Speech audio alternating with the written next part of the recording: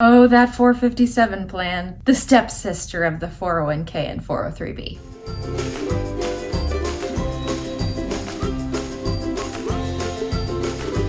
Hey there, welcome back to Pleasant Financial Conversations. When you're a public employee, you don't have access to the typical 401k or 403b, typically. So you have access to something else in addition to that pension that you build up. It's called a 457 plan. And in this video, I'm going to talk about how the 457 plan works and what you can expect as you're stepping towards retirement. But before we get into that, don't forget to subscribe to this channel for a regular Pleasant Financial Conversation. And for you ladies, jump over to my online community, Pleasant Financial Conversations on Facebook, and that's where we have conversations with women about money. Jumping into 457 plans, here's the skinny on what you need to know. So a 457 plan typically is a pre-tax plan. Yes, you have access to Roth sometimes within some states, but typically it's pre-tax. So it's money that you've taken from your income and saved into a retirement plan and gotten a tax deduction when you put money in, which is great.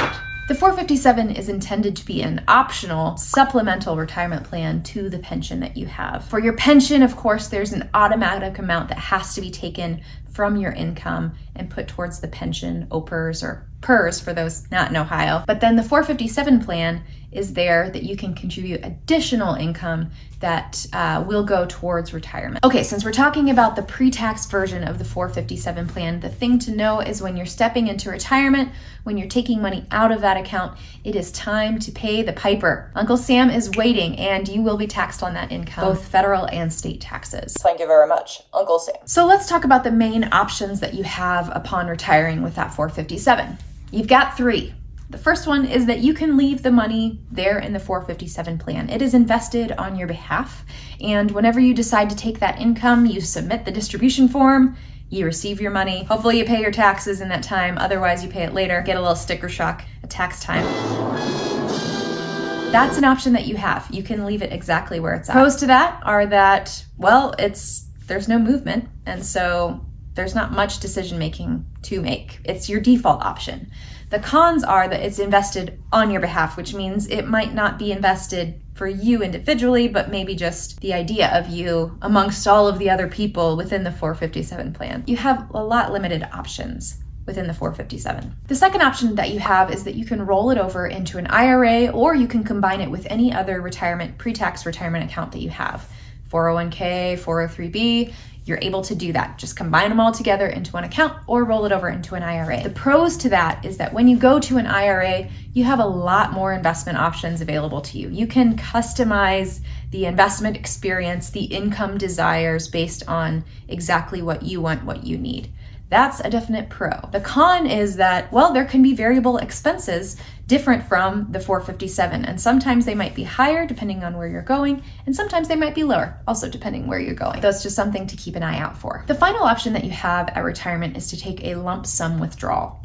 Of course, the pros to this is that you have cash in your hand that you can spend on whatever you want. But the big con, of course, is that you are taxed really heavily on it because it is all considered earned income for the year that you take it. So you might just skyrocket your income for 1 year if you take that option. And of course, as applies to all pre-tax accounts, this account is required to take distributions beginning at age 72.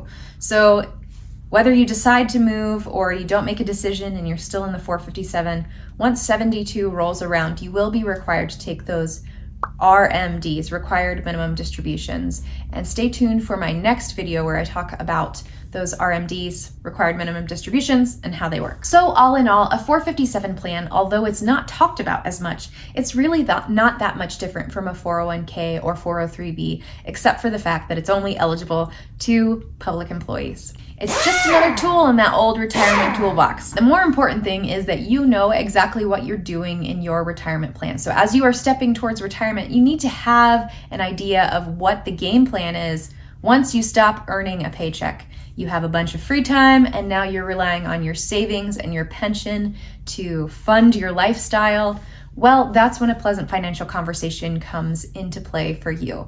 What I do is help you design your retirement income, match your investments to what your needs are and what your hopes are for the future, so that you can step into retirement with much more confidence and know exactly where your income is laying out and what you can expect in retirement in the future. I do this through a one-to-one engagement. I walk alongside you as you make these decisions, as changes come about in life. Of course, they happen all the time. And that's why a certified financial planner is always good to partner with, because we help you navigate the life changes, the tax considerations, the investment options, future purchases, etc., etc., etc. We're taking a big picture look for you and helping you plan out that strategy. All right, friends, that's all I have for today. Thank you so much for tuning in. I appreciate it as always. And when you're ready to have that pleasant financial conversation, reach out to me on my website, www.pleasantwealth.com, and request a meeting. Until next time, friends, you take care.